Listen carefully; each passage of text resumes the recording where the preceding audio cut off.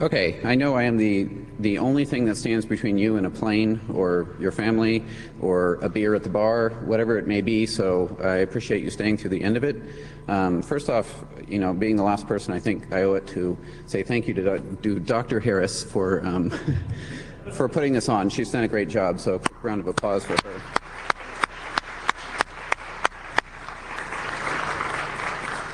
My name is Wes Hardiker. I work for a company called Sparta. We do mostly consulting work, but I'm going to be talking today about SNMP, which I know is a topic that many of you hate, but I promise to make this fun, and some of the questions I'm going to ask you, you'll find useful regardless of whether you like SNMP or not.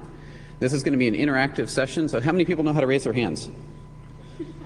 So this is my poll, so all of you that didn't raise your hands, I know to exclude you from the count. So really briefly, I'm going to go over the problem space and the solution space, and the operator requirements and the questions and answers. Really, I expect to be the majority of it. I'm going to actually be asking you guys questions rather than the other way around. So really briefly, you know, SNMP security history is long and involved, and I'm not going to go over it in detail, but SNMP v1 came, you know, 1998. SNMP v3, which finally did add security, came in 1988. SNMP v3 finally came in 1998 and added decent authentication and encryption. And it is more secure than version 1 and version 2. But one of the problems in the design process is that nobody asked the operators, what do you need? What, you know, how is it going to be useful for you? And the results are not entirely as useful, I think, as many people would like it to be. Specifically, the SNMP v3 user model is entirely based on its notion of its user database, and there's no tie-in to how you manage your existing accounts. You can't tie it into Radius, you can't tie it into many of the other authentication mechanisms that you're using. Doing setup and user management and key distribution and all those kind of problems that you've solved in other environments is very difficult in SNMP v3. It doesn't make use of some of the long list of stuff that you see there, and we're going to go over that again in a minute. So really briefly, I'm not going to go over all these blocks. It's not important.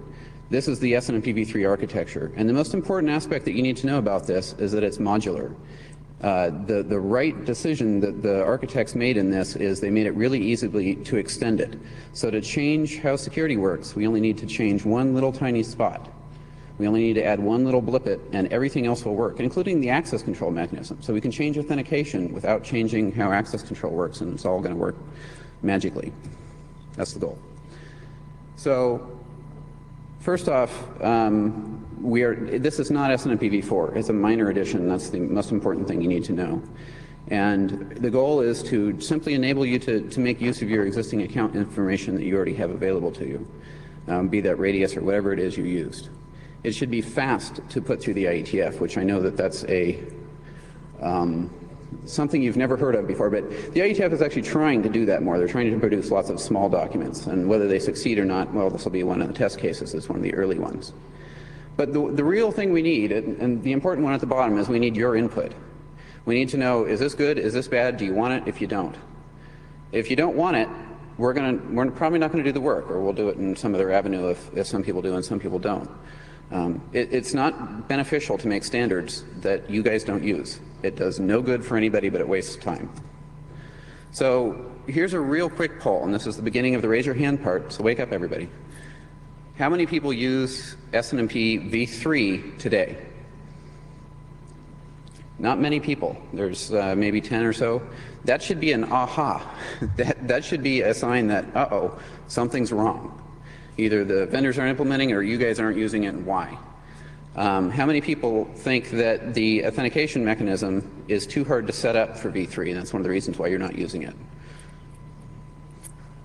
More people. Would you use SNMP v3 if it would tie into your existing databases? Would you find that beneficial? Almost the same number of people as the last question. So here's where we get into the stuff that'll be interesting regardless of whether you use SNMP or not, because I think just a show of hands of who uses what technology will be interesting. This really weird, wacky creature was a conglomerate of most of the O'Reilly books on each of the different subjects. But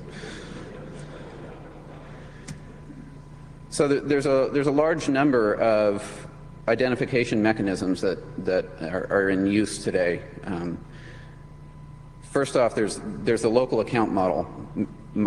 User accounts that actually exist on the device, whether that's a username and password, possibly run through crypt, or whether that's SSH keys or whatever else. They're maintained individually on each device.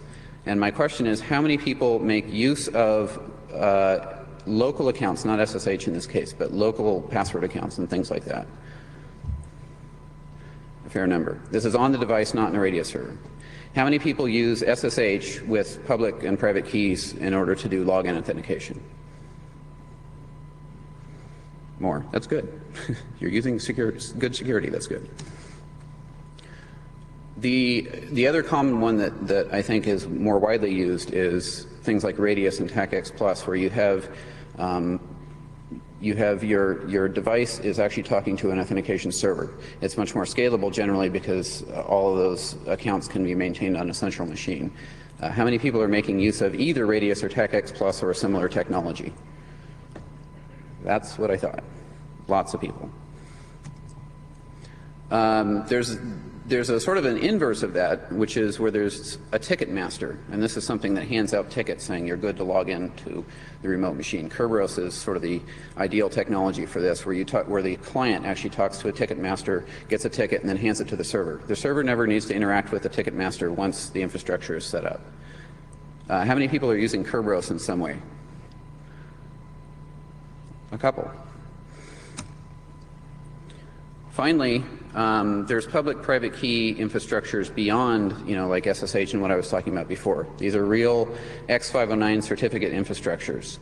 The common usages of these are over protocols that require TLS or SSL in order to validate, especially the remote server, so HTTPS, things like that. How many people are using TLS, SSL, X509 certificates somewhere in their network to do authentication? Note that that does count authenticating the server, not just the user. Okay, fair amount. So in order to fix SNMP so that those of you that raised their hands saying it would be beneficial to do this, there's a couple of paths forward. All of the work has actually already been done to a large part. It's just picking one and going forward.